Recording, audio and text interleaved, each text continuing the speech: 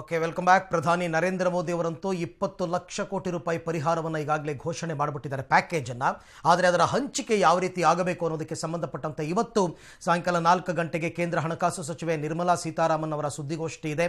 ಯಾವ ಯಾವ ವಲಯಗಳಿಗೆ ಎಷ್ಟೆಷ್ಟು ಹಣ ಹಂಚಿಕೆಯನ್ನು ಮಾಡ್ತಾರೆ, ಯಾರ್ಯಾರಿಗೆ ನೇರ ಲಾಭ ಸಿಗಬಹುದು, ಈ ಎಲ್ಲ ವಿಚಾರಕ್ಕೆ ಸಂಬಂಧಪಟ್ಟಂತೆ ಮತ್ತಷ್ಟು ಮಾಹಿತಿಯನ್ನು ಪಡೆಯೋಣ. ನನ್ನ ಕೊಲೀಗ ಶಬೀರ್ ನನ್ನ ಜೊತೆ ಇವಾಗ ಲೈವ್ ಜಾಯ್ನ್ ಆಗ್ತಾ ಇದ್ದಾರೆ. ಎಸ್ ಶಬೀರ್, ಈಗಾಗಲೇ ಸಾಕಷ್ಟು 20 ಲಕ್ಷ ಕೋಟಿಯನ್ನು ಯಾವ ರೀತಿ ಹಂಚಿಕೆ ಮಾಡಬೇಕು, ಯಾರ್ಯಾರಿಗೆ ನೇರ ಲಾಭ, ಯಾರ್ಯಾರಿಗೆ ಪರೋಕ್ಷ ಲಾಭ ಅಂತಕ್ಕಂಥದ್ದು ಈಗಾಗಲೇ ಸಾಕಷ್ಟು ಚರ್ಚೆ ನಡೆದಿರುತ್ತೆ ಹಣಕಾಸು ಇಲಾಖೆಯಿಂದ. ಸೊ ನಿರೀಕ್ಷೆಗಳೇನಿದೆ, ಯಾವ ರೀತಿ ಲೆಕ್ಕಾಚಾರವನ್ನು ಹಾಕ್ಕೊಂಡಿದ್ದಾರೆ ಅಂತ?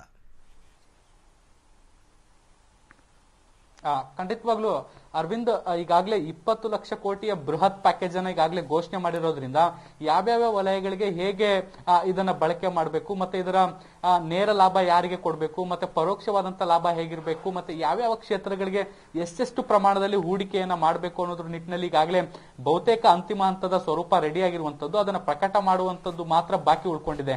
ಇನ್ನೇನು 3 ಗಂಟೆಗಳ ಬಳಿಕ ಏನು ನಿರ್ಮಲಾ ಸೀತಾರಾಮನ್ ಅವರು ಹಣಕಾಸು ಸಚಿವೆ ಸುದ್ದಿಗೋಷ್ಠಿಯನ್ನ ನಡೆಸ್ತಾರೆ. ಈ ಒಂದು ಸುದ್ದಿಗೋಷ್ಠಿಯಲ್ಲಿ ಹೇಗೆ ಈ ಒಂದು ವಲಯಗಳವಾರು ಹಂಚಿಕೆಯನ್ನ ಮಾಡಲಾಗಿದೆ, ಮತ್ತೆ ಇದು ಮುಂದಿನ ದಿನಗಳಲ್ಲಿ ಯಾವ ರೀತಿಯಾದಂತಹ ಪರಿಣಾಮವನ್ನ ದೇಶದ ಆರ್ಥಿಕತೆಯ ಮೇಲೆ ಬೀರುತ್ತೆ ಅನ್ನೋದನ್ನ ಸ್ಪಷ್ಟವಾಗಿ ಹೇಳುತ್ತಾರೆ.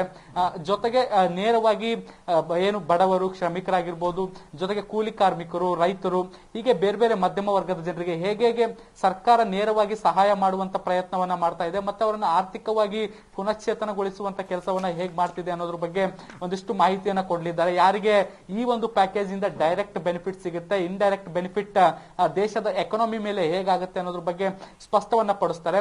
ಈಗಾಗಲೇ ಏನು ಕೇಂದ್ರ ಸರ್ಕಾರ 1.75 ಲಕ್ಷ ಕೋಟಿಯ ಒಂದು ಪ್ಯಾಕೇಜ್ ಅನ್ನ ಘೋಷಣೆ ಮಾಡಿತ್ತು. ಆ ಪ್ಯಾಕೇಜ್ ಕೂಡ ಇದರಲ್ಲಿ ಒಳಗೊಳ್ಳುತ್ತೆ ಅನ್ನೋ ಒಂದು ಮಾಹಿತಿ ಇರುವಂತದ್ದು. ಜೊತೆಗೆ ಈ ಹಿಂದೆ RBI ಕೂಡ ಕೆಲವೊಂದಿಷ್ಟು ರಿಯಾಯಿತಿಗಳನ್ನ ಮತ್ತೆ ವಿನಾಯಿತಿಗಳನ್ನ ಘೋಷಣೆ ಮಾಡಿತ್ತು, ಕೆಲವೊಂದಿಷ್ಟು ಆರ್ಥಿಕ ವಿನಾಯಿತಿಗಳನ್ನ ಘೋಷಣೆ ಮಾಡಿತ್ತು.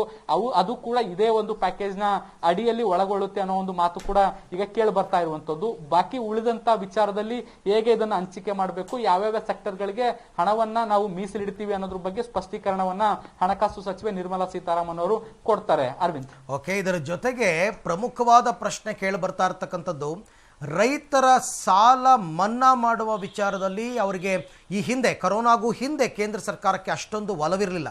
ಅದಕ್ಕೆ ಕಿಸಾನ್ ಸಮ್ಮಾನ್ ಯೋಜನೆ ಅಡಿಯಲ್ಲಿ ಅವರಿಗೆ ದುಡ್ಡನ್ನು ಕೊಟ್ಟಿದ್ದು. ಬಟ್ ಈಗ ಆ ಪ್ರಶ್ನೆ ಮತ್ತೆ ಮೂಡ್ತಾ ಇದೆ ಶಬೀರ್, ರೈತರ ಸಾಲ ಮನ್ನಾ ಆಗುತ್ತಾ ಅಂತ. ಇದರ ಬಗ್ಗೆ ಏನಾದರೂ ಇನ್ಫಾರ್ಮೇಶನ್ಸ್ ಇದೆಯಾ?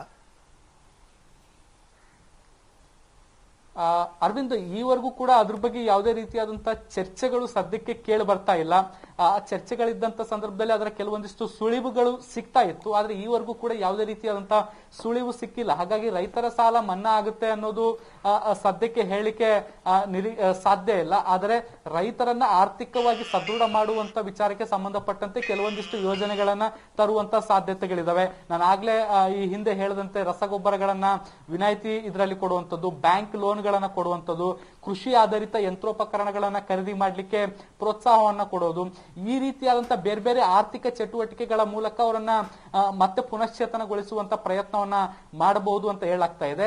ಅದ್ರ ಜೊತೆಗೆ ಈಗಿರುವಂತಹ ಸಾಲ ಏನಿದೆ ಅದನ್ನ ಕಟ್ಟಲಿಕ್ಕೆ ಮತ್ತಷ್ಟು ಕಾಲಾವಕಾಶವನ್ನ ಕೊಡಬಹುದು, ಅಥವಾ ಸಾಲದ ಮೇಲಿನ ಬಡ್ಡಿ ಏನಿದೆ ಅದನ್ನ ಮನ್ನಾ ಮಾಡುವಂತ ಸಾಧ್ಯತೆಗಳಿದಾವೆ. ಆದ್ರೆ ಸಾಲ ಮನ್ನಾ ಮಾಡೋದ್ರ ಬಗ್ಗೆ ಇನ್ನೂ ಕೂಡ ಯಾವುದೇ ರೀತಿಯಾದಂತಹ ಚರ್ಚೆಗಳು ಸದ್ಯಕ್ಕೆ ಕೇಳಿ ಬಂದಿಲ್ಲ. ಒಂದು ವೇಳೆ ಪ್ಯಾಕೇಜ್ ನಲ್ಲಿ ಆ ರೀತಿಯಾದಂತಹ ದೃಢ ನಿರ್ಧಾರವನ್ನ ತೆಗೆದುಕೊಳ್ಳೋದಾದ್ರೆ ಸಾಲದ ಮೇಲೆಯ ಬಡ್ಡಿಯನ್ನ ಕಡಿತಗೊಳಿಸಬಹುದು, ಅಥವಾ ರಿಯಾಯಿತಿ ದರದಲ್ಲಿ ಮುಂದಿನ ದಿನಗಳಲ್ಲಿ ರಿಯಾಯಿತಿ ಬಡ್ಡಿ ದರದಲ್ಲಿ ಸಾಲವನ್ನ ಕೊಡಬಹುದು, ಯಂತ್ರೋಪಕರಣಗಳ ಖರೀದಿಗೆ ಅವಕಾಶವನ್ನ ಕೊಡಬಹುದು, ಬೇರೆ ಬೇರೆ ಆಯಾಮಗಳಲ್ಲಿ ಒಂದಿಷ್ಟು ಆರ್ಥಿಕ ಸಹಕಾರವನ್ನ ಕೊಡಬಹುದು. ಬಿಟ್ರೆ ಸಾಲ ಮನ್ನಾದ ಬಗ್ಗೆ ಅಷ್ಟೇನು ಸದ್ಯಕ್ಕೆ ಮಾಹಿತಿ ದೆಹಲಿ ಮಟ್ಟದಲ್ಲಿ ಕೇಳಿ ಬರ್ತಾ ಇಲ್ಲ. ಅರವಿಂದ್, ಇನ್ನು ಟ್ಯಾಕ್ಸ್ ಅಂದ್ರೆ ತೆರಿಗೆ ಸ್ವರೂಪದಲ್ಲಿ ಏನಾದರೂ ಬದಲಾವಣೆಗಳನ್ನ ನಿರೀಕ್ಷೆ ಮಾಡಬಹುದಾ ಶಬೀರ್? ಅರವಿಂದ್, ಏನು GST ಸ್ಲ್ಯಾಬ್ಗಳೇನು ಬದಲಾವಣೆ ಆಗುವಂತ ಸಾಧ್ಯತೆಗಳು ಸದ್ಯಕ್ಕೆ ಕಂಡು ಬರ್ತಾ ಇಲ್ಲ. ಆದ್ರೆ ಏನು ವೈಯಕ್ತಿಕ ತೆರಿಗೆ ಏನಿದೆ, ಇನ್ಕಮ್ ಟ್ಯಾಕ್ಸ್, ಅದಕ್ಕೆ ಸಂಬಂಧಪಟ್ಟಂತೆ ಒಂದಿಷ್ಟು ರಿಯಾಯಿತಿಗಳು ಏನಾದ್ರೂ ಸಿಗುತ್ತಾ ಅನ್ನೋದನ್ನ ನೋಡ್ಬೇಕು. ಯಾಕಂದ್ರೆ ಈ ದೇಶದಲ್ಲಿ ಮಧ್ಯಮ ವರ್ಗ ದೊಡ್ಡ ಪ್ರಮಾಣದಲ್ಲಿರುವಂತದ್ದು, ಅದೇ ಕೂಡ ತೆರಿಗೆ ಪಾವತಿದಾರರಾಗಿರೋದ್ರಿಂದ ಅವರಿಗೆ ಅನುಕೂಲ ಮಾಡಿಕೊಡೋ ನಿಟ್ಟಿನಲ್ಲಿ ಏನಾದ್ರೂ ಕೆಲವೊಂದಿಷ್ಟು ಕ್ರಮಗಳನ್ನ ತೆಗೆದುಕೊಳ್ಳುತ್ತಾ ಅನ್ನೋದನ್ನ ಕೂಡ ಈಗ ಸದ್ಯಕ್ಕಿರುವಂತಹ ಕುತೂಹಲ. ಈಗಾಗಲೇ ಏನು ಆದಾಯ ತೆರಿಗೆ ಪಾವತಿಸುವಂತ ದಿನಾಂಕ ಕೂಡ ಹತ್ರ ಬಂದಿತ್ತು, ಅದನ್ನ ಮುಂದೂಡಿಕೆ ಮಾಡಲಾಗಿತ್ತು. ಈಗ ಅದನ್ನೇನಾದ್ರೂ ಮತ್ತಷ್ಟು ದಿನಗಳ ಕಾಲ ಮುಂದೂಡಿಕೆ ಮಾಡಿ ಆರ್ಥಿಕ ಚೇತನ ತೆರಿಗೆ ಕಂಡುಕೊಂಡ ಬಳಿಕ ಆದಾಯ ತೆರಿಗೆಯನ್ನ ಕಟ್ಟಲಿಕ್ಕೆ ಅವಕಾಶವೇನಾದ್ರೂ ಮಾಡಿಕೊಡ್ತಾರ ಅನ್ನೋದು ಸದ್ಯಕ್ಕೆ ನೋಡ್ಬೇಕು. ಮತ್ತೊಂದೆರಡು ತಿಂಗಳ ಕಾಲ ಅವಕಾಶವನ್ನ ಮುಂದೂಡುವಂತ ಸಾಧ್ಯತೆಗಳನ್ನು ಕೂಡ ನಾವು ನಿರೀಕ್ಷೆ ಮಾಡಬಹುದು. EMI ವಿಚಾರಕ್ಕೂ ಹಾಗೆ ಆಗುತ್ತಾ? EMI ಮೇ 31ರ ತನಕನೂ ಕೂಡ ಕೆಲವೊಂದು ಅಂದ್ರೆ ಈಗ ಹೌಸ್ ಲೋನ್ ತಗೊಂಡಿರ್ತಕ್ಕಂಥವ್ರು ಅಥವಾ ವೆಹಿಕಲ್ ಲೋನ್ ತಗೊಂಡಿರ್ತಕ್ಕಂಥವ್ರಿಗೆ ಸ್ವಲ್ಪ ಎಕ್ಸೆಂಪ್ಷನ್ ಕೊಟ್ಟಿದ್ರು. ಆ ಎಕ್ಸೆಂಪ್ಷನ್ ಇನ್ನೊಂದು ಸ್ವಲ್ಪ ತಿಂಗಳು ಏನಾದರೂ ಮುಂದುವರಿಬಹುದಾ? ಅದ್ರ ಬಗ್ಗೆ ಸಾಧ್ಯತೆಗಳಿದೆಯಾ ಅಂತ? ಖಂಡಿತವಾಗ್ಲು EMIಗಳನ್ನ ಮುಂದೂಡಿಕೆ ಮಾಡುವಂತದ್ದು ಮತ್ತೆ EMIಗಳು ಈಗಾಗಲೇ 3 ತಿಂಗಳ EMIಗಳನ್ನ ಮುಂದೂಡಿಕೆ ಮಾಡಲಾಗಿದೆ.